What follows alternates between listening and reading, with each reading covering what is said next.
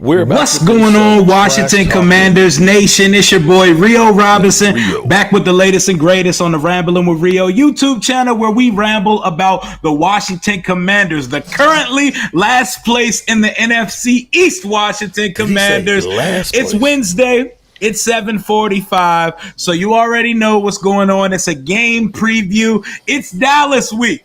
Does Dallas week have the same luster as it usually have? It doesn't, but I got the all black to match the aesthetic that the team will be pulling out and debuting in Jerry World on Sunday. We're pulling out the black alternate uniforms for the first time. Ron and company said we need a spark, so they're pulling them out. What's going on? Darius, Michael, and John Greaves.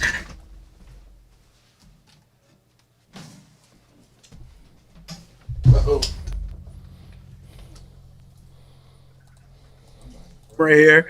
All right, I'm back. You froze. Whenever there's Dallas content to talk about, there's no one other to bring in than my guy Mark Holmes, almost at 50,000 subscribers, and I know he's on his high horse coming off the victory they had versus the Giants on Monday. So welcome him into the show.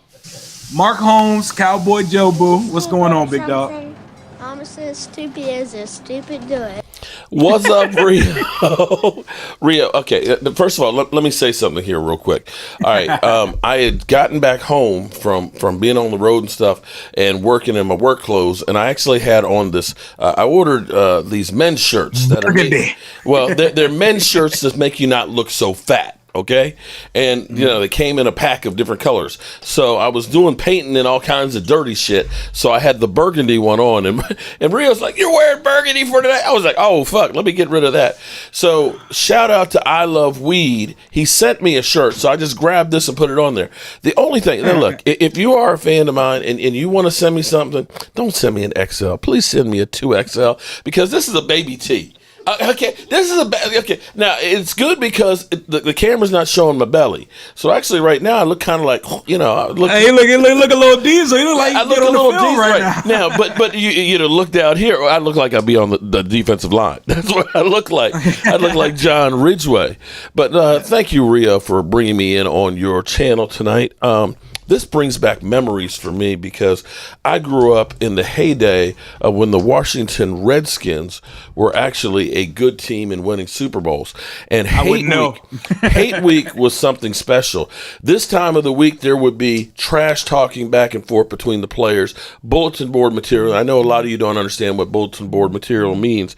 That's when they actually had to, out of a newspaper, cut out clippings and put it on the bulletin board for everybody to read. But it's kind of lost the luster. It's definitely lost its luster, and that's what I was talking about just now. And Mark better be lucky that I love him, and that's my guy, because I should have let him wear burgundy for this show, because Dallas Nation would have been so sick watching him match the aesthetic of my team and the show. But yeah, man, Dallas week, I'm trying to build up the hype. Maybe it's the black uniforms or something. I'm trying to get excited for it because we're coming off of two devastating victories where we looked absolutely putrid. Like versus Philly, we got nothing going for the entire game. And Mark texted me to check in on me. I'm not talking no shit this week. No, you know what? I'm going to be honest with you. This is how bad this is, okay? It has lost in its luster so... Oh, shit, here's Philly 500 trying to call in. Do I want to answer this? Hey, go ahead and see what Philly's talking about. Philly, I'm on with your brother Rio right now. Okay, I just saw that you called. Oh, okay. All right, I'll call you back later, son. I love you, son. First place. I love you, Daddy. Okay. Here's how crazy it is. Okay, so we had the late night game. I mean, because by the time I get finished doing the game, do my post game stuff and all that, I had to go down the country. I forgot we played you guys this week, and you sent me a text of like, okay, 7:45 tomorrow night, and I'm like, for what? I was like, oh shit, it's Washington week. It's like I literally forgot. It used to be you'd wake up Monday morning and you knew, it's Dallas week. You would hear the good old "We want Dallas" and everything else, and you'd hear all the hate, right? I mean, we always want Dallas. We always want Dallas. Just right now, it's more of a humble. We want Dallas instead of a loud. We want Dallas to save our season. Can you guys get a brother spare a victory for us? It's a must-win situation for us coming off the Eagles and Lions losses, a conference loss and a division loss back-to-back, 2 division losses, and it may be curtains early in the season for us, but yeah, man, I'm trying to get excited for it, and I think this is a very winnable game for us. You guys look good right now, and your pass rush scares the absolute shit out of me. Y'all lead the league in sacks with what? 13. 14 sacks. We've given up 15 sacks in our last 2 games, and Carson Wentz has been absolutely shell-shocked over the last couple of weeks. What is the identity of the Cowboys through 3 weeks of the season? Well, here's the thing. Here's the thing that's different. Okay, of course, we've got in Rush we trust. Everybody. Of course, the most popular guy is the backup quarterback. When he gets on the field, if he performs and everything else, and then it's like we don't need Dak Prescott. But the Cowboys did what I actually said before the Tampa Bay game that I hope that they do with the offense. They use 12 personnel to help the running attack because you've got, Tyler Smith, who's, a rookie who, I'll be honest with you, right now, I believe the Dallas Cowboys offensive line is better now than it was at the end of the year last year. Ooh. Tyler Smith is, without a doubt, the best backup that Tyron Smith has ever had. And I can go through the Chaz Greens and the Ty Nasekis. I know Ty Nasekis and guys. My boy. Okay, that have stepped in. He hasn't skipped a beat. He's rated out so far for the first 3 weeks, 67. Not world beating, but being a rookie and 3 games in and going against Tampa Bay with that pass rush and stuff. He's been playing and balling, and they're actually mauling people. Our weakness is right now Matt Fornick, who's been in for Connor McGovern. But even when we put Jason Peters in, Jason Peters actually averaged out at a 69 for the 14 plays. So after he gets himself underneath there, all of a sudden we've got a road grading offensive line that can actually open up some holes. But not only with the 12 personnel, they're using the tight ends a lot more. Even though Dalton Schultz was out, we used Hendershot caught 3 passes and Jake Ferguson got 2 passes in there. And we actually used 12 personnel like 50% of the time and play action off of it. Cooper Rush is great at play action. 158 of his 219 yards were out of play action. So definitely getting the running game going, which was key. We had 176 yards running the football. When you can run the football and have to have 8 people in the box, then that opens up the lanes for the receivers. Now, and it opens up play action, which we can't we try to play action without a run game established, and the shit makes no sense. But go ahead, continue. Right? Yeah, but so that's where we are. So if they follow that game plan, that's a winning formula. And I hope when Dak gets back that we don't do like we did in Tampa Bay where we threw the ball 77% of the time. We only ran the ball 16 times and threw the ball 42 times, and basically have 2-man routes and you're getting eaten up. So if they do that, then the team can be pretty good. I mean, we've got what you guys thought you had in Chase Young and Micah Parsons. Absolutely. That guy is absolutely generational. And for those who didn't like the comparison, Lawrence Taylor spoke on it himself this week. He got to see him up close. Yeah, saying, let's see if he can do it for 13 years. And also, too, that basically supported him saying, man, I can't wait to see what you're doing. You're the real deal. So, you can't get much higher praise than that. And, of course, we bitch slapped the Giants. And it's crazy that you guys are in the basement. It is, man. I'm coming off a week 1 high, and it's been an absolute low the last 2 weeks, man. You guys pass rush. That is going to decide. That is going to determine if we do anything this week. But you've seen 2 weeks of Cooper Rush. My guy John wants to know: are you guys headed for a QB controversy? Because I see a lot of your fans. I remember me and DMV were laughing because people were saying Dak needs to study Cooper Rush. I see a lot of your fans. That was Steve Young saying that. Oh, that was and your fans are saying it too. And a lot of people are like, see, he plays winning football. Are you guys headed for a QB controversy in Dallas? Which is an egregious question, but I gotta ask you. Here's the thing. With Dak Prescott, and believe me, the first game that Cooper Rush loses, they're gonna throw him off the ridge. I mean, literally, this is the same guy that before the season started, screw Cooper Rush, Will Greer, or they'd say, go get Kaepernick, or go get Cam, go get Cam.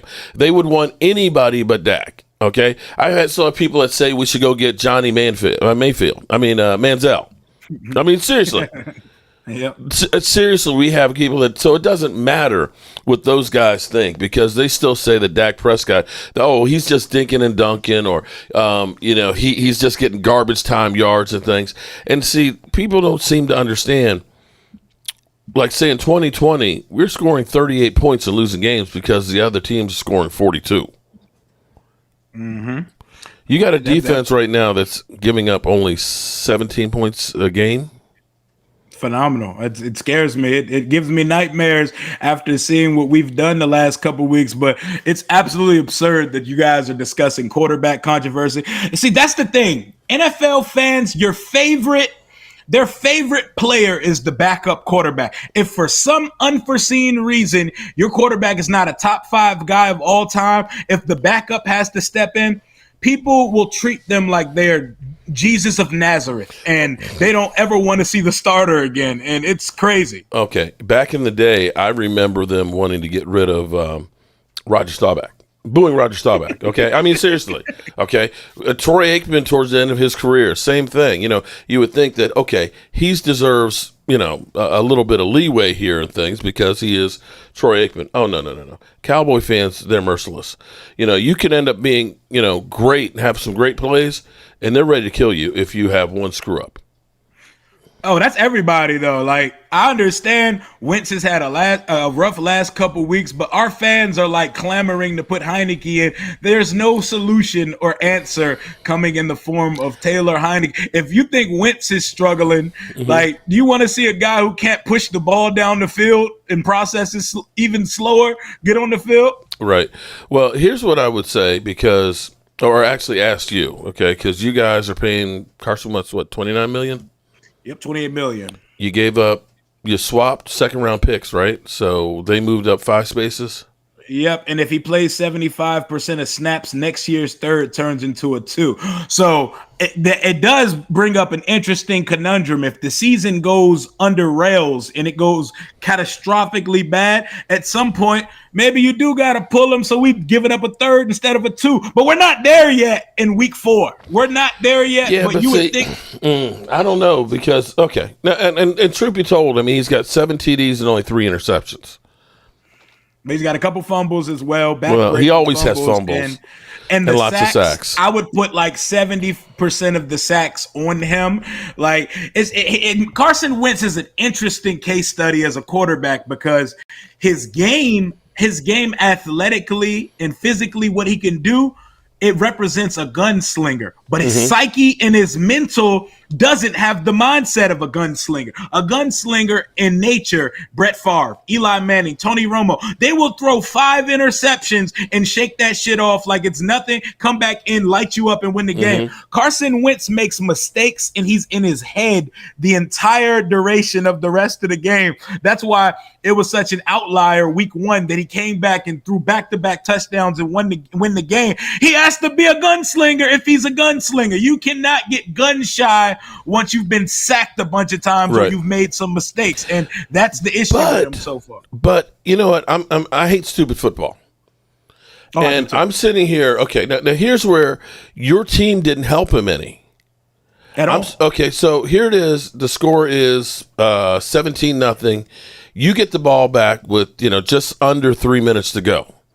Your quarterback has been rattled. He has been sacked like crazy. You got minus 10 yards passing or something like that, right? What does your team do? They end up throwing the ball 3 times in a row. Yep. take off 15 seconds. They kick the ball to the Giants. The Giants go down and score another score. And my team, and believe me, that's some Kellen Moore shit right there. That's some Jason Garrett shit. You got to look at the thing and say, you know what? Our quarterback is rattled right now. Let's run the football.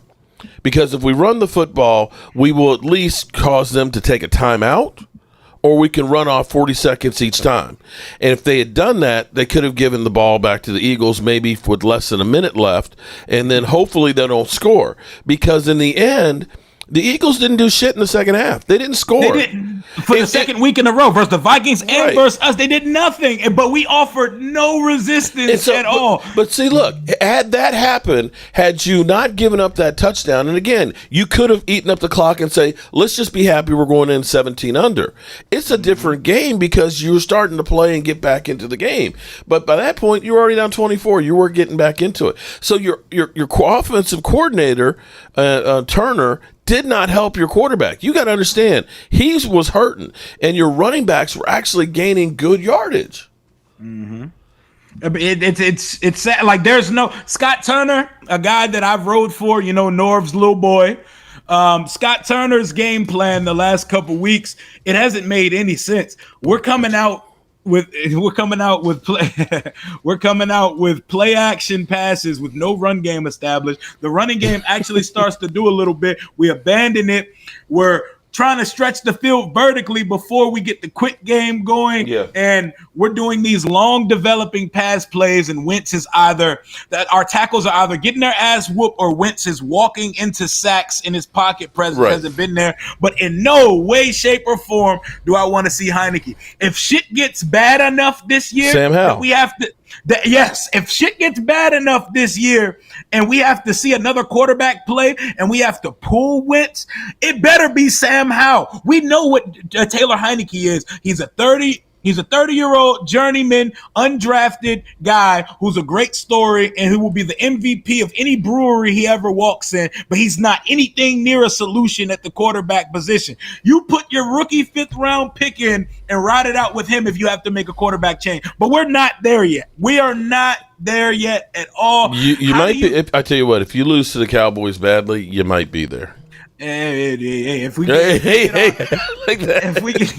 we get our ass stomped out in our new black uniforms on Sunday in Jerry World, like, these losses are bad because we lose in the same fashion, and it feels like in year 3 of Ron Rivera, things aren't going as north as they should be. And what all the Panthers fans told me when we hired Ron, it's all coming into fruition to bite us in the ass at this point. And it's starting to look like if something doesn't drastically change this year, it may be time to push a full reset, which I'm sick of being a fan of this team. All we do is reset, and hopefully it starts with Dan Snyder, but we know that motherfucker's never going anywhere. Do you think Dan's ever going to have to sell the team? Well, I tell you what, I remember asking you a few weeks ago about Ron Rivera. I said, if it ends up being that this season goes south, I said, could Ron Rivera be on the hot seat? And you said no, because Ron has been sent from heaven. Ron is the only good thing about the franchise. He is the face of it. And, he's what's kind of taking away some of the sting of culture. The culture. But right now, it's just looking bad. I'm just trying to, and again, I'm a Cowboy fan, so, I don't have too much sympathy. But between the stadium is terrible. At least it didn't fall down on Jalen Hurts this week. The product on the field is awful, and it seems like every quarterback you touch, it's like the end of their career. Yep. And you look at it from the standpoint of now you're getting some owners that are saying, we could vote him out, because I don't see what it is that Dan Snyder is bringing to the table to the rest of them. He doesn't bring any. The only thing I could think possibly that he's bringing to the table is that he has dirt on other owners and he's stubborn enough to take them with him. But the scary thing should be is week 1 seeing Roger Goodell with what's his name from Amazon, Jeff Bezos sitting up in there. And Amazon's got Thursday Night Football. He's got a whole lot of money. Could you imagine if Jeff Bezos bought the Washington Commanders? It'd be crazy. I don't know if I could see the NFL owners letting someone like the NFL owners are rich, but his rich is different. And I don't know if they let someone with that power and reach into the fraternity. This would be the coup d'etat, whatever the fuck that is. Commanders, your stadium in space. Jeff Bezos could do that shit. The Amazon Prime Dome from outer space. See, that's the thing. This motherfucker is so rich he can do anything. Right. And the NFL shield and fraternity, are they really gonna let a guy in that could stroke a check for every team in the league if he wanted to and not even dent his net worth? I don't know if they're letting that in. I think he buys the Suns. I think he'll easily be able to buy an NBA team because it's much different and less political over there. But shout out to Sandeep for the 99-cent super chat, and shout out to my guy David Wiley. Shout out to Rio Holmes. That's Mark's guy over there. Yeah, that's my chef, man. You know David Wiley. Yeah, hell yeah, David. Well, of course, our guy. Hell yeah. My guy that gets that. I see you on Sunday, David. I'm coming through with the burgundy and gold, and hopefully y'all aren't pissing me off this weekend. But before we get to any more of this game stuff, do you want to touch on any of this Cowboys shit? But I tell you what, you guys got it over there on that. Okay. Yeah, because I see you got like maybe some Giant fans that are up in there too. Now, let me say this. Okay. First of all, this belt is not my property. That belt was originally a bet made by Michael and Philly 500 years ago. Okay? And Eagles won. Michael honored the bet. Then he decided to bring in Pizzle, in which case we were doing stuff back and forth last year and things. And we've done, stuff on your channel and things like that. Mm-hmm. For me, I love talking football. I love trash talking about football. But things aren't meant to be personal. There's nothing in there that says, I need to talk about your wife, how your wife looks, or how your kids look, or things like that. There's a point where you take stuff down too low and dirty. And so I said to Pizzle early in the week, I said, hey, man, I understand that's your game. That's your game. That's what you want to do. That's cool. But, if we're going to talk about Mark Holmes as an idiot because LT, I compared Micah Parsons to LT. Okay, that's cool. If you want to say I do 50 million videos a day and all that and I'm delusional, that's okay. But we can do that. But you want to take it to another level and be down in the sewer? I'm not going to be in the sewer rat with the New York stinking Giants. I'm just not going to do that because I get people coming in and calling, because it brings in a different element. I'm old. I'm 56 years old, and I've deserved enough time on this earth to earn enough respect that I don't need to have people coming in my channel that are New York fans saying, nigger this, F that, your moderator women are whores and things like that. And I said, I'm not going to do that. That's crazy. So that's I'm not going to allow that to go in my house. And I told that to Pistol. I said, you want to go ahead and us talk trash about football back and forth? We can do that. But I'm not going down there that low on that stuff. And he's like, oh, man, this is what the people want. Well, if that's what your people want, and that's what a lot of people want, that's cool. Then you can do that over there. So I did not stream him in my game like that. And that's cool. I got no problem with them. I'm not going to go ahead and tell somebody else how to run their other channel. And if you like that, by all means, go in there with them and have fun with it. I'm just not going to do that because most of my fan base are like-minded individuals here. When I look at Sugar Daddy, Always a Lady, Kellen Edwards, and Jim Laws and stuff, they're not here for that kind of stuff. We're older people. So that's the way it is. And I see some of y'all say, oh, well, Mark's talking now that the Cowboys won. I ain't been nowhere. And in fact, Mark posts 100 videos a day. This motherfucker does not stop talking. In fact, Pistol ought to be glad that I didn't bet him because he would have lost another one again. Oh, man. Right? It's like, get back to me when the Giants actually beat the Cowboys. Hey, and that's enough on the topic. But when it comes to doing this stuff, we have fun. I think Pizzle's style is more of the WWE Attitude Era promo type style. And there are certain lines and certain boxes that you don't cross between men to men. But let's get back to this goddamn football game on Sunday. You brought up a guy, Chase Young. You brought up your guy, Micah Parsons. What does it feel like to have a truly generational guy anchoring your defense? And do y'all need to just move him as a full-time pass rusher because he's unstoppable off the edge? Yeah, well, I tell you what, his problem is going to be is, I don't know how much you watched that Giant game, but he was being double-teamed and triple-teamed all night. They were literally, he's going against the guard and tackle and then getting the back that's also sticking in there. And he's still putting on pressure with people. It's just almost amazing. But because they were basically saying, we're not going to let that guy beat you, it ended up being that Dante Fowler would have had 2 sacks had Kellen Joseph not ended up putting a face mask. He had 2 sacks that night. D-Law had 3. So by him occupying all of those guys over there, the rest of the dogs are hunting like crazy. And like I said, we've got 13 sacks through the first 3 games.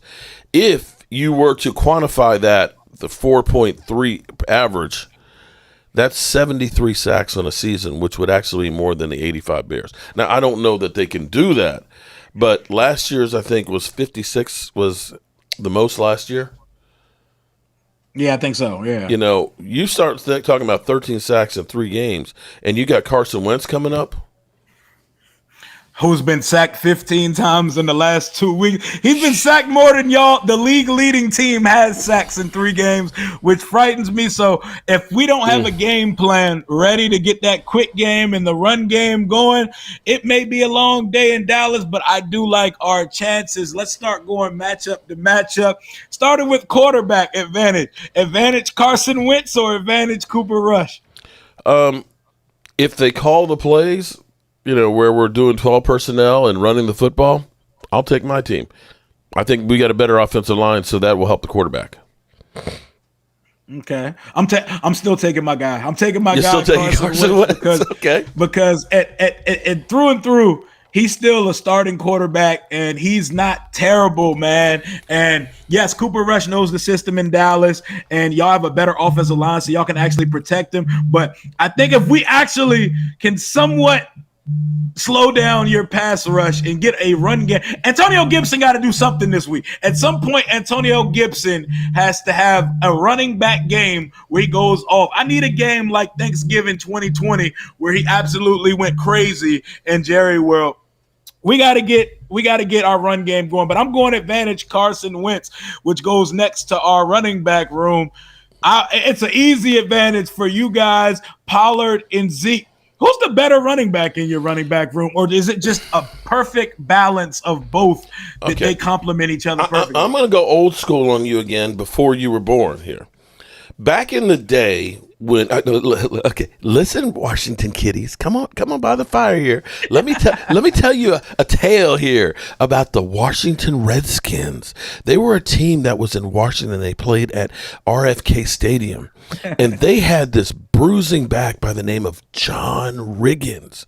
But not only him, they had a guy named Joe Washington who was their third down back. He was kind of small and quick, and he had great hands at catching the football. And between the two of them, they destroyed teams. Soon, I wouldn't know any of the above, man. It would be great. It would be great to see football. Here's the thing: if I need a half a yard, I'm giving it to Zeke. Zeke averaged 4.9 yards a carry that game as well. And you kind of soften up the middle. You pound the rock right up the middle. And then you start getting Tony Pollard in the second half, who's quick. Those defensive linemen who have been in here getting pounded on, by Zeke and everything else. Now I got to go run and catch a fast guy outside. It's thunder and lightning. It's, to me, everybody's like, oh, you need to start Tony Pollard. I'm not sure I want to have Tony Pollard trying to soften up the middle. I don't think his body will hold it up like Zeke's will.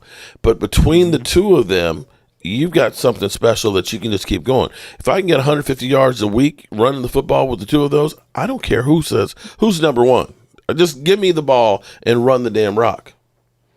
Hell yeah. And nobody compared. Lawrence Taylor is the greatest defensive player of all time, but you'd be remiss and blind to not see that Micah Parsons in his first 20 games is not 19. on a trajectory. He's already elite. He's already a first team All-Pro, and he's already building on it again. And he's doing these numbers as a part-time pass rusher. He's an off-ball backer who is just great at everything. I would love to have a player like that guy on my team. But let's move over to the receiver room. It was funny. As soon as all the CeeDee Lamb trolls, he's not a number one receiver, he's this, he's that. As soon as those tweets started piling up, he goes out there and clutches the Giants, had some tough catches, and he had a one-hander that put the left-handed the left hand, the same hand he used to snatch that phone out at the draft. And I tell you what, Michael went off on him. He was like, yeah, screw CeeDee. But seriously, how do you miss that? And CD is known. The CD's got a lot of drops already this season, and that worries me because we anointed him to be part of the 88 club, and this is one of the things that I hate the Cowboys doing is the same way they said Randy Gregory's going to be the next Charles Haley, and you give him 94 and you put this pressure on him. Let CD be CD. He didn't want to have the 88 number. I think he wanted like 6 or 10 or something like that. He didn't know anything about that, but that was thrust upon him. He definitely needs other people around him as well. He's not a guy who's going to be able to take over. He is not that vocal guy that's going to be a Michael Irvin that's going to be in your face. But he does have some speed. He does have ability. I think he's just got to get it upstairs in his head to be more consistent. And I think with us, hopefully Michael Gallup gets back this week. I hope they don't rush him back. I think that will help because he'll be more of a deep threat that'll take some of the attention away. James Washington is still a few more weeks away, but he's really not been able to work out even in OTAs and things, so he'll be cold. So I'm not sure he's going to be able to do much. But we will be getting Dalton Schultz back, and with the advent of Hendershot as well as Jake Ferguson, it may not be that the wide receiver is what we really go to. It may be the tight ends, much like, New England back in the early, 2010 with Hernandez and Gronk.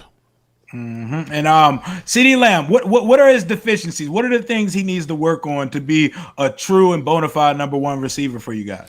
You remember the movie The Replacements with Clifford Franklin? His hands. Okay. Can we just smother him in with a whole bunch of stickum? Because he can do the route. He just has the drops, man. It's just too many drops. If he can get his hands together, and I would like to see a little edge. I'd like to see him, he drops the pass and it's kind of like, okay. It's like, I don't want to see you laugh. Can I see you emotional? Can I see you pissed off? Can I see you upset that, we're not winning? And you can go ahead and show some emotion and say, hey, I got you guys. You guys block for Dak. Dak, you get me the ball. We're going to win this guy. Just give me some emotion. Mm-hmm. So he's very nonchalant, and he's not. Yeah. It seems like he's not into it. He's not as invested at times. To me, yeah. Hey, and shout out to Josh. He said Brian Robinson and Chase were working out. They look decent. I think Brian Robinson. My guess. I don't know anything personally. I think Brian Robinson comes off the PUP next week or he comes off the non-football injury list next week for the Titans game. I'm not sure, but I don't think we see Chase till mid to late October, but I hope we see him soon. And when he gets back, I better see some production. I don't want to hear we can't expect anything because he's coming off an injury. I need him to play like the second pick of the draft when he gets back because I need to see at least a resemblance of generational from this guy. I need to see that pass rush moves. He worked with Von Miller this summer. I need to see that he's using his hands better, but moving on to another position, we're just talking about your tight ends. You guys clearly have the advantage at the tight end position with the 12 personnel that you offer. You have more than one option. We got Logan Thomas, and we got a couple young guys. John Bates is a great blocker, not a great receiving guy. We have a rookie who I've been talking about since August, but we haven't seen him yet. He has a phantom hamstring injury that has shut him down through the first 3 weeks of the season. So you guys easily have the advantage at tight end. So I'm not even going to waste your time on that. Offensive line, Give me the skinny on you guys' offensive line because ours looks like absolute dreck the last. You know, I hate to say that, you know, Jerry Jones and Stephen Jones have been telling us, you know, we trust our own guys. We have 81% of our guys are guys they drafted. You know, we as fans, when we see, you know, Von Miller wants to come here and we see, you know, shiny new pieces, or the Giants, you know, they're signing receivers and things like that. You know, we get rid of guys and, you know, we figure that we're going to be terrible. You know, Jerry and Steven said, you know, trust the process and shit. When you looked at our offensive line, I was like, okay, Tyron Smith is going to get hurt. We all know Tyron. It's not a matter of if, it's just when. He got hurt in training camp. He couldn't even get out of training camp before he got hurt. And you know that you've got a rookie who's been playing guard who now has to step in for him. And we've seen in the past guys stepping in for Tyron Smith. The offensive line has just went to shit. We had Biotish, who had been kind of a disappointment at center. He was no Travis Frederick. We had Connor Williams, who's being replaced by Connor McGovern. And, you know, he got inserted in the lineup last year and didn't do good enough that they put Connor Williams back in there. So going into the season, you ended up starting Tyler Smith at tackle, who worked out at guard all season. You had Connor McGovern, who's really getting his first extended time on the field, and Tyron Smith is gone for pretty much the whole season. And you looked at that and said, we're screwed on the offensive line. And it looked that way against Tampa Bay. But Tyler Smith looks like he's the real deal. He's the highest graded rookie tackle right now. He looks a lot better than Evan Neal. The weak spot right now is Matt Fornick, because he's in for Connor McGovern, but we end up signing Jason Peters that the Eagles laughed at us. But in the 14 plays that he played at guard, because he looks like he's going to be playing guard, he was a road grader. And if he can get some, you know, get his wind underneath of him and get in football shape, the offensive line is actually pretty good. Connor McGovern, Biotish is actually playing really good at center, which has helped. So, yeah, the offensive line has come together, and maybe by the end of the year will be one of the better run blocking offensive lines of football. I wish I could say the same shit about our offensive line. Tyler Smith with the Tulsa, right? Tyler Smith was a toss-up? Well, no, he went to Tulsa, right? Yes, the college? Yeah. Okay, because we got his running mate in the 7th round. His name is Chris Paul. I think he needs to be inserted at right guard at some point, because Trey Turner is a fucking turnstile. Like he's just here to wear nice outfits and take pictures on game day. At this point, Mark in his medium t-shirt is ready to get past Trey Turner if he lined up versus him right now. He's terrible. Him and Andrew Norwell, they're not giving us any help from the interior side. And our center, who's actually the best lineman on the unit, Chase Rouillet, he's out for the season. He's on IR. He's gone. And our two tackles are struggling. Charles Leno and Sam Cosmi, they're getting whooped like a drum every week. There needs to be some type of shake. There needs to be some type of shakeup on that offensive line unit. And what bothers me is that it doesn't really feel like Ron and company go out and find what we need. Like, we tried out 4 receivers this week that I've never heard of. Guys that are probably bagging groceries or selling insurance right now. Okay. And I think we only tried them out just to kick return, because Dax Milne offers nothing as a punt returner and a kick returner. He's a slow-ass white boy, and he is not shifty, and he does nothing there. Slow-ass white boy. It just feels like we don't go after things that we need. And if we do, we go to try to get a project to try to say, hey, we could coach him up. Sometimes you could just go get a guy that's established in the league, and we don't ever go fill that. But our O-line is going to be the key to victory for us. If they can compete, I'm not going to say stop or slow down. If they can compete with you guys, we have a good chance to win this game on Sunday. But right now, our offensive line and the quarterback, they're not giving us a chance offensively. And don't get me started on this defense, where we're going to segue into now. Let me go back to your offensive line. As I was sitting there watching that game, I had a deja vu moment. Because in high school, you know, as a senior, you know, our whole offensive line, we were all seniors. We had a junior quarterback who was a bit of an asshole, and he was kind of arrogant. And we got together the last game of the season. That's us seniors. It's not block form. And we said, we're going to do the lookout block. And the lookout block was, we get up the line of scrimmage and we tell the defense, we're not blocking you. And when the ball snapped, we turned around and said, look out. And I swear, as I was watching that game, I was like, did the Eagles defensive lineman say, hey, bro, we're getting payback on Carson Wentz, man.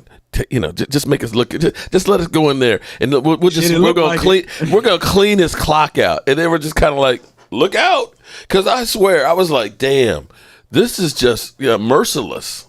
This was just crazy. I was like, you got to tell. You can't tell me that the Eagles' defensive line was that much better than every one of those guys out there, because everybody was having the meeting at the quarterback. Oh, yeah, it was definitely a party at Carson Wentz all day. And if it wasn't a party at him, the long developing play, Carson ended up walking into sacks that he didn't need to take. Sometimes just throw that shit out of bounds or throw that shit in the dirt, my guy. Mm-hmm. You do not have to make a play every play of the game.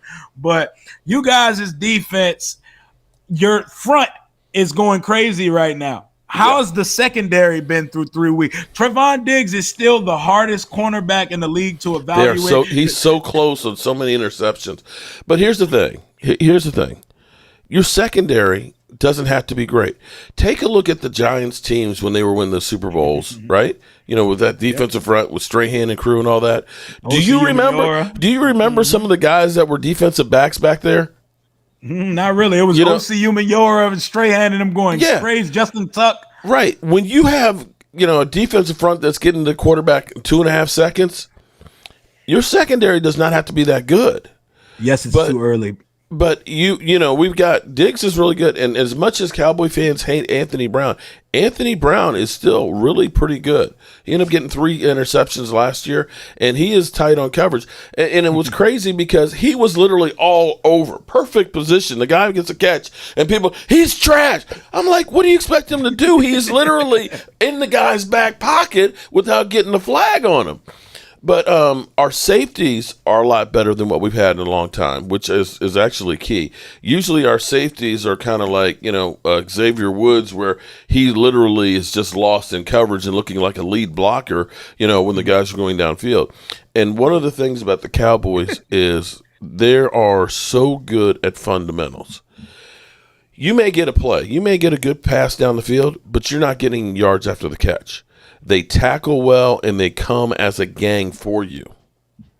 And that makes all the difference in the world, because you can take a 10-yard play and it goes to the house, man. It's demoralizing you. But if you can stop that 10-yard play for being a 10-yard play, okay, we can live for another day. Absolutely, and appreciate you, Code Talker. If you're in here right now, we got 152 in the chat. Make sure y'all smash that like button. Everybody on Mark's End, do the same thing. But yeah, your secondary, I feel like your secondary is fine, but it doesn't, like you said, with the front that you guys have, they don't need to be great. Mm-hmm. And that's what we thought and envisioned. I think that was what the blueprint of what Ron and company wanted us to be. But I thought you guys had it. Going into last year, I thought you guys had it. Shit, you thought I was talking crazy. I believed all of it.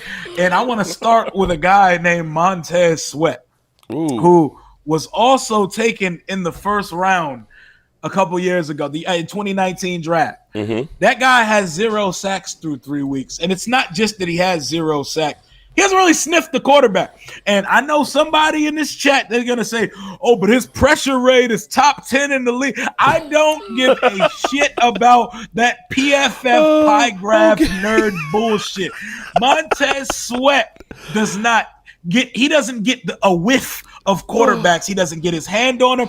The best pass rusher on the team name is Efe Abada, a guy that we signed, an international guy that we signed in the offseason. He has more wiggle and bend off the edge than Chase and Montez, and that makes me so upset. It makes me so upset. I had a conversation earlier. Roz came over. He's commenting on your channel. I don't know if Roz is still in here or not. Because I was like, okay. I was going through the numbers for Micah Parsons. Right now he's on pace for 22.7 sacks. Okay, you can't get a 0.7 sacks. You can get a half or a 0. But I was going through and I was like, okay, so tell me how many pressures he had last year, and what is the record for pressures? And he's going through, he's like, well, you got to understand the pressure is a hurry plus a hit and a sack. And I was like, listen, I said, all this stuff is really bullshit. I'm like, what's the difference between a pressure and a hurry?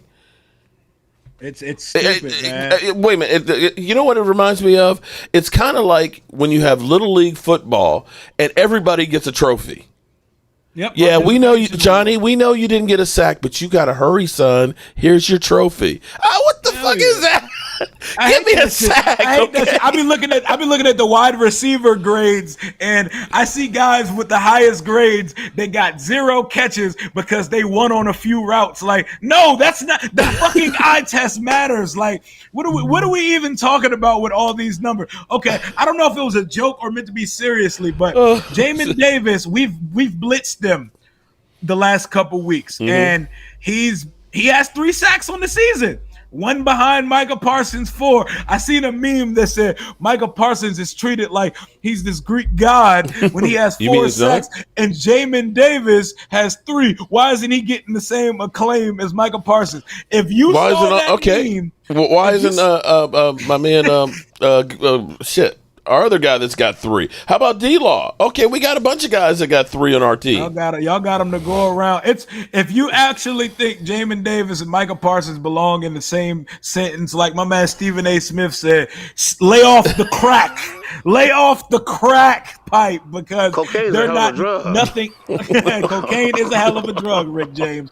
But Jamin is coming into a groove because we found a role for him, but our linebacker unit is an issue. Our secondary, our linebacker, every unit of the defense is a problem right now. Like Cooper Rush may have his best day that we've ever seen him have versus our defense if we don't dial something up. To Jack's credit, the defense gave us a chance last week versus the Eagles, and the offense shit the bed.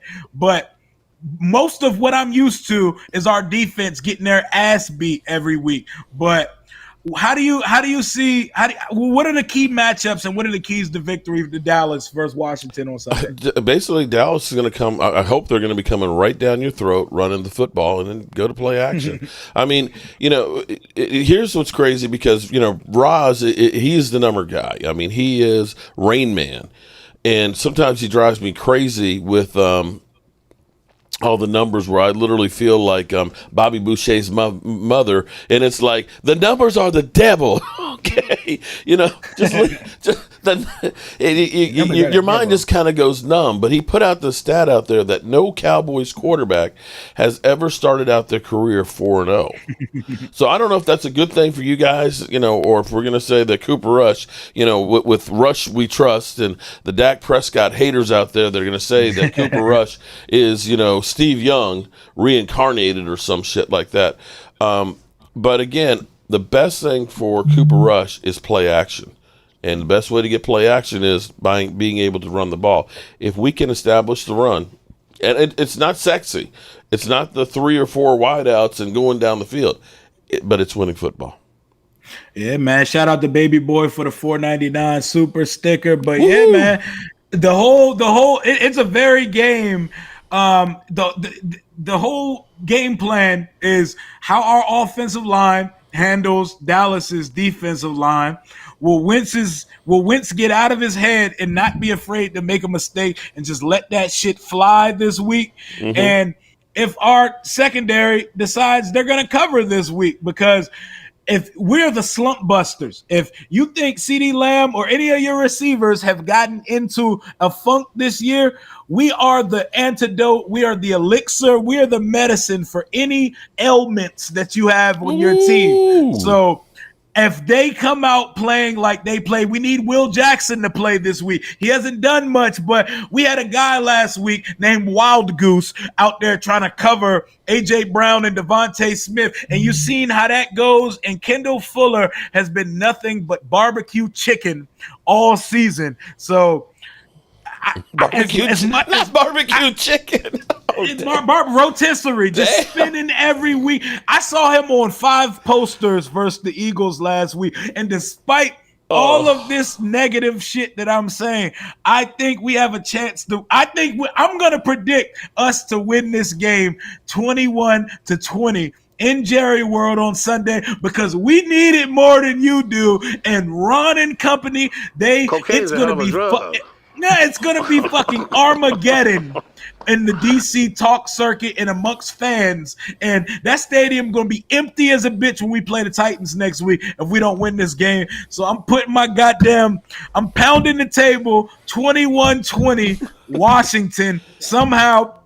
Down 20-14 in the fourth. We're going to go down there and get an Antonio Gibson touchdown and go up 21-20 to close the game. How do you see this game playing out? Well, I'm going to say that the Giant fans, the Giant cockroaches, first of all, let me say that, the cockroaches. I haven't seen Giant fans like this past week since 2016. Okay, when they beat the Cowboys two times that season. They were thick in here. They were crazy at that stadium. That stadium was rocking. They had a whiteout and everything else, and it didn't seem to help too much. Any week, anybody can beat you. The Colts got their first win against Kansas City this week. So I'm not going to say that there's no chance in hell that you guys can win because, a couple of plays here and there makes all the difference in the world. Had your coaches not given up an extra touchdown there in the end, it could have been a totally different game, and you could have beat the Eagles. And there's always about 3 or 4 plays in any game that you look and say, if these plays happen differently, a team can win. However, I say that the Dallas Cowboys should be able to dominate your defensive front. And it's won in the trenches. And I believe that our defensive front can dominate your offensive line. And that's where football is won. And I say, here's where I think it actually hurts your team this year. This draft was one of those drafts that there weren't a lot of superstar players. You didn't get the Micah Parsons and things. But this was a deep draft to get players that are the meat and potatoes of a team. And giving away the picks that you did, mid-round picks, there were a lot of really good defensive linemen that were second round, third round. Hell, some of the quarterbacks and stuff didn't go to like fourth rounds and stuff. And we flipped our first round pick and ended up getting one in the second round who looked promising, and he got hurt and he's out for the year, week 1. Well, yeah, and injuries, of course, are always a bad thing. But this is one of those years that I felt like the team actually got a lot of good pieces that are in there. We've got guys that probably won't even get onto the roster. You end up getting a guy that I loved. In fact, I've got his jersey over here, and I don't know what to do with it because of the John Ridgeway. Ridgeway is very, very raw, but you could look at Quentin Bohannon, who we drafted last year, I think in the 6th round, who's a starter now. At nose, he's a big wide body guy who is clogging up the middle, and that's something that the Cowboys haven't had in a long time because we've had great edge rushers, but the thing is, if you have just edge rushers and no defensive tackles, then it's like the parting of the Red Sea. The quarterback steps up in the pocket, he's got a clear view, or he can take off. Quarterbacks are not able to take off because we actually have a defensive front in there. And that's where we ended up getting a lot of these guys kind of later in the draft that are beginning to develop. Because for the Cowboys, everybody focuses on Micah, but the reality is between having Osa and Digizua, between having Tristan Hill, between having Neville Gallimore, having Carlos Watkins, Quentin Bohannon, you're able to roll 2 deep, two fresh lines at the offense. And at some point, the offensive line is just going to be wore out. And that's not, counting, your Dante Fowlers, your Terrell Bashams, your D. Laws, and your Micah Parsons. That's a lot to deal with. Yeah, we had a whole lot to deal with. So before I get to your score prediction for the game, clapping that ass cheeks, get me with the 199 super. He said, who'd they name player of the game? I don't know if we had a player of the game, but I guess it would be Payne because he forced a safety, and that was the only real points we scored because I don't even count that Gibson garbage time touchdown. Dork Gunners, appreciate you with the 5. He said, if we beat Dallas, they're going to say we lost because they didn't have Dak, and don't agree with you about Chase when he gets back. Hey, man, we can agree agree to disagree. He needs to show me something when he gets back. I'm not going to sit here and pacify and spoon feed him excuses. Oh, he's getting triple team and double team. No, he needs to get to the fucking quarterback when he gets back. And he needs to also teach Montez Sweat how to do so, because they don't do that right now. Bloodshot Sports, thank you for the $1.99. He said, Mark, thanks for the D lineman. Should get his ass in the rotation at some point. Yeah. Brother Ross, he said, hell, gonna be jamming with Rio. Jamin Davis. Okay, we're gonna be jamming with Rio. I like it. I need Jamin to show me some more, man. He said, is this the guy that blocked me for shit talking? 301 Cowboys, why you doing that? Shout out to 301, by the way. We're going to be doing a trash talk stream on Friday. I know he's going to be coming with all his best bullshit because that's all he does is fucking troll. Let me give out a shout out to one of your people here, Jared Taylor. He's a Washington fan. He said it's just hard as hell to be a Washington fan. He's like, it's so hard. Pray for us, man. Pray for us. Oh, man. Yeah, no. And see, back to that whole Pizzle thing, I actually love trash talking. This is what I grew up on with my family, my uncles and cousins and things like that. They were all Washington fans. My dad was the only Cowboy fan, so we always got the crap. And back in the day, there was no caller ID. Okay, that's how old I am. I'm talking about caller ID, and there was no smartphone, so you could see who was calling.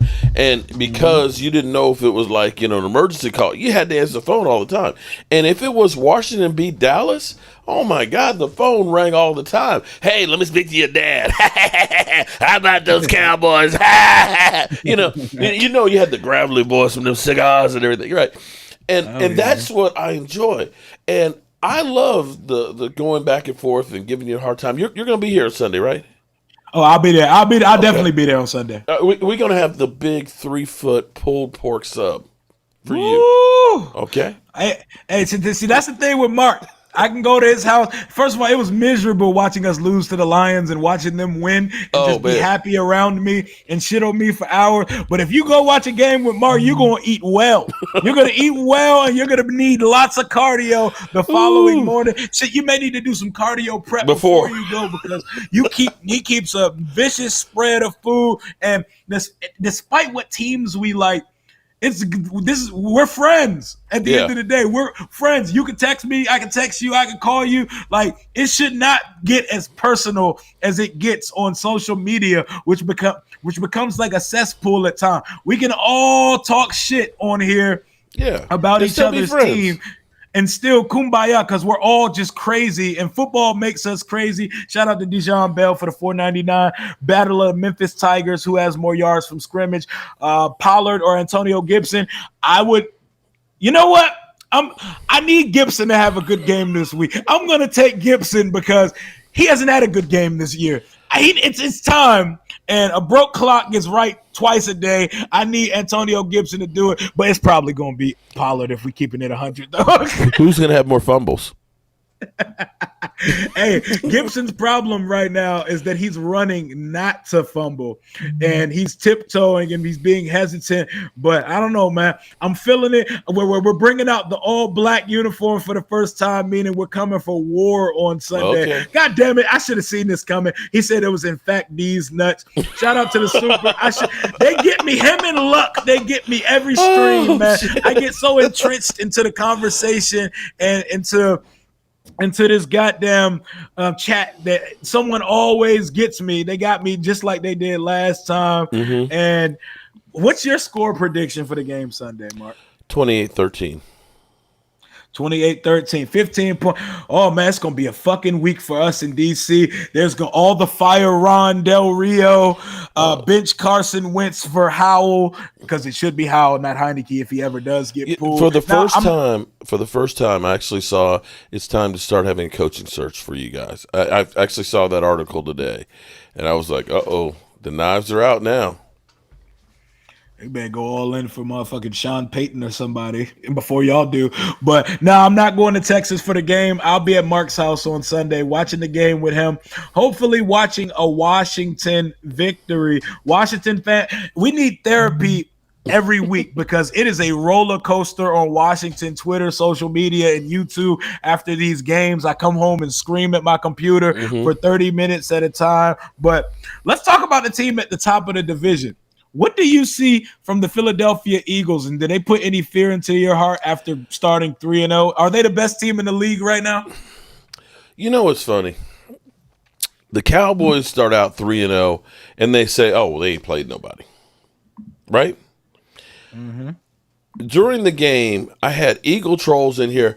You can only score 6 points against the Giants. Your team is ass. Okay, so we go on and we win, right?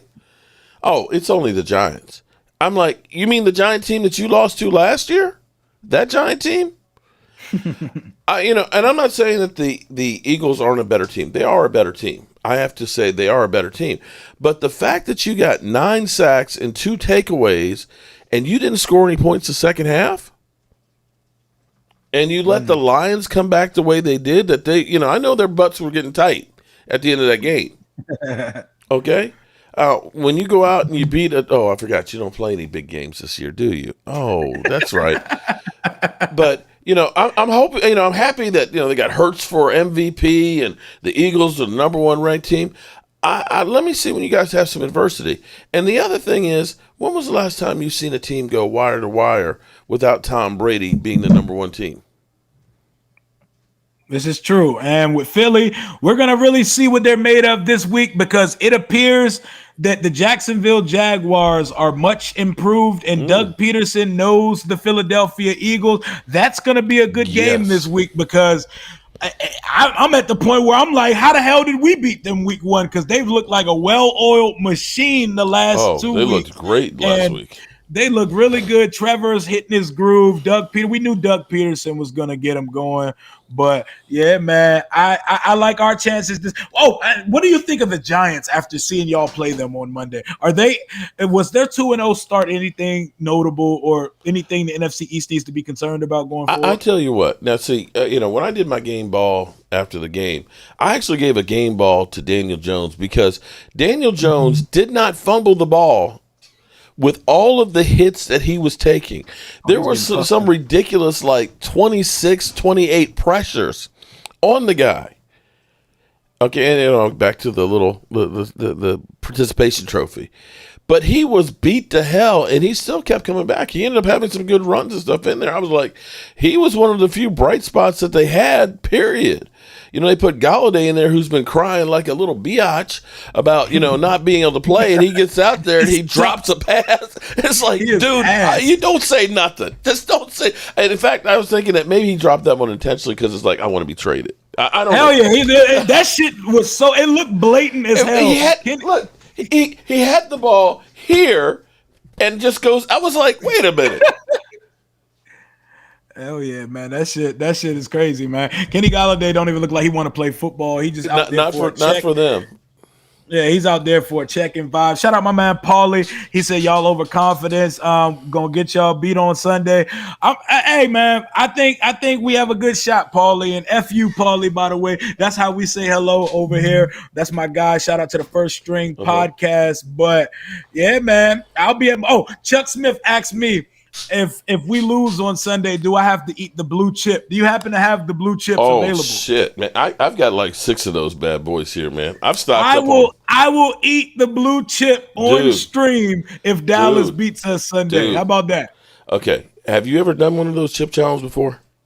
I've ate some really. I've tried it like some Carolina Reaper blended up before, and I cried. Okay. My nose ran, and I had to rub ice on my face. All right, so here's what I'm going to do for. If you, just in case, okay. And here's what's crazy, because I said if the Cowboys win against Cincinnati, I'll eat one of them, okay. And I've done the chip challenge before, and I made the mistake of having an empty stomach, and you don't want to do that because you will feel that chip every inch of your bowels as it goes through it. So have a full stomach, and if you have some ice cream, and I'll get a half-gallon of ice cream. What flavor you like?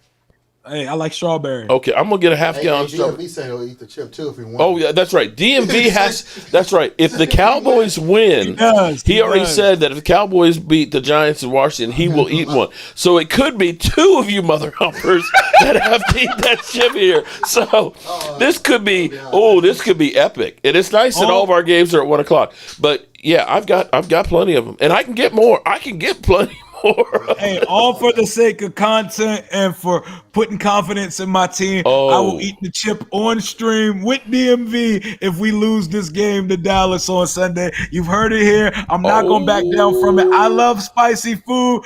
I am not afraid of that shit. I've taken on the Blazing Challenge at Buffalo Wild Wings. I've tried the Carolina Reaper. I will do that shit.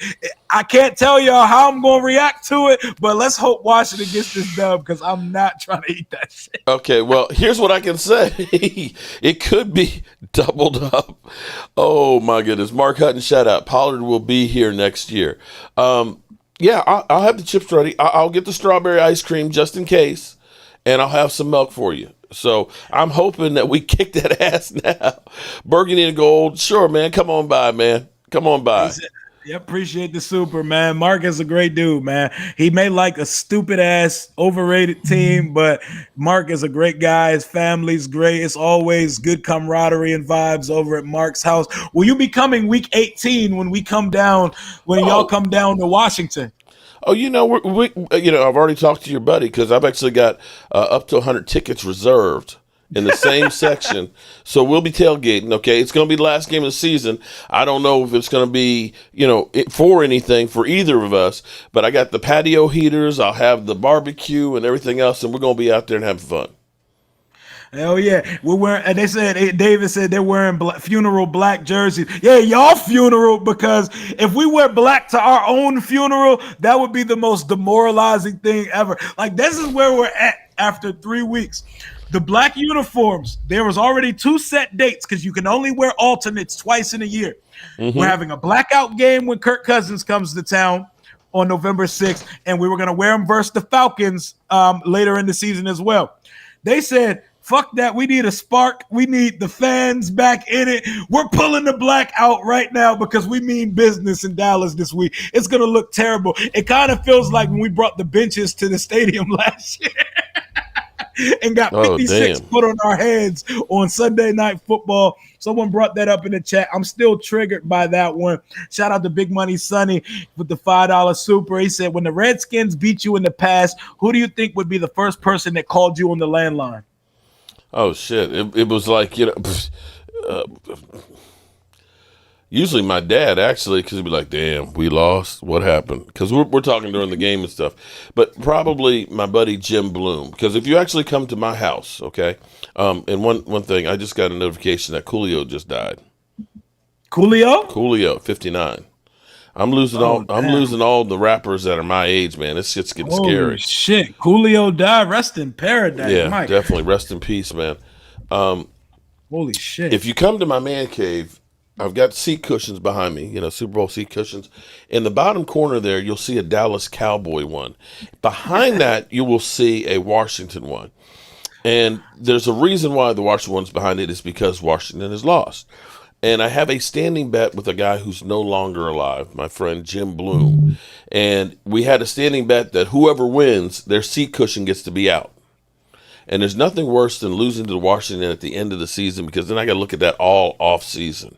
So usually he was the first one to always call when we lost to say, my seat cushion better be out.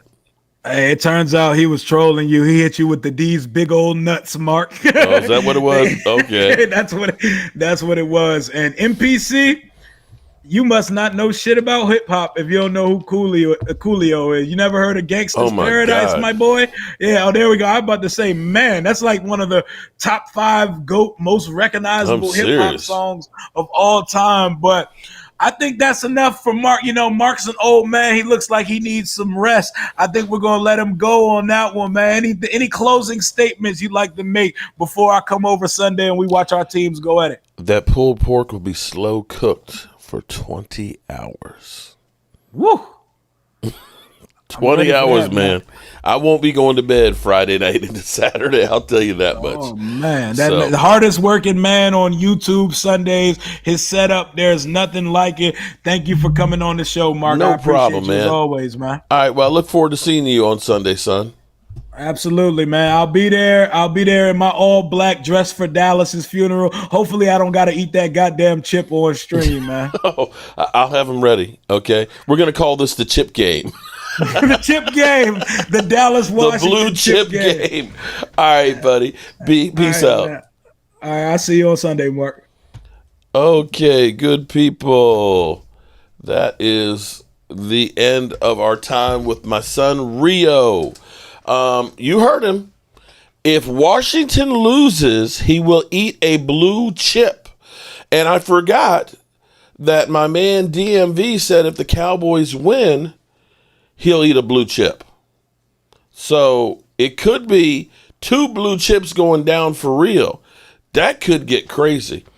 Bro, I bet you was the only one eyeball who timed me out just because you thought it was funny to do so. Who are you? Oh, Captain Taki. What's up, everybody? Brother Roz, Coolio. Is it a hoax? Well, it was from TMZ. I hope it's a hoax. I hope he's not dead. Let me look on TMZ.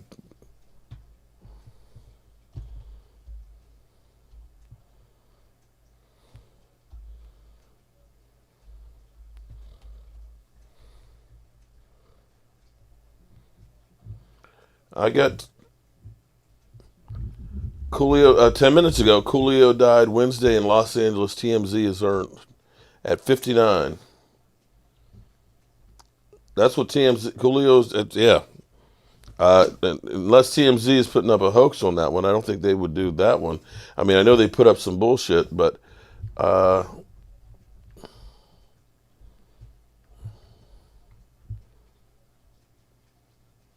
remembering Coolio. Coolio dead at 59. That's only 3 years older than me. Wow. So were you guys entertained by our conversation here tonight? Are you not entertained? Are you not entertained? Is this not why you are here?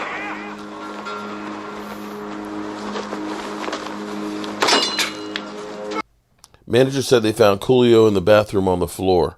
Rest in peace. Yeah. Jim Laws. I have not sent it out just yet.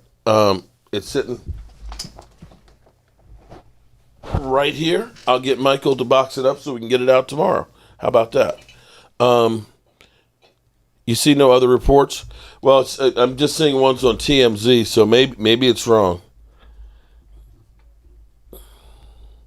Why no or Bad Dog?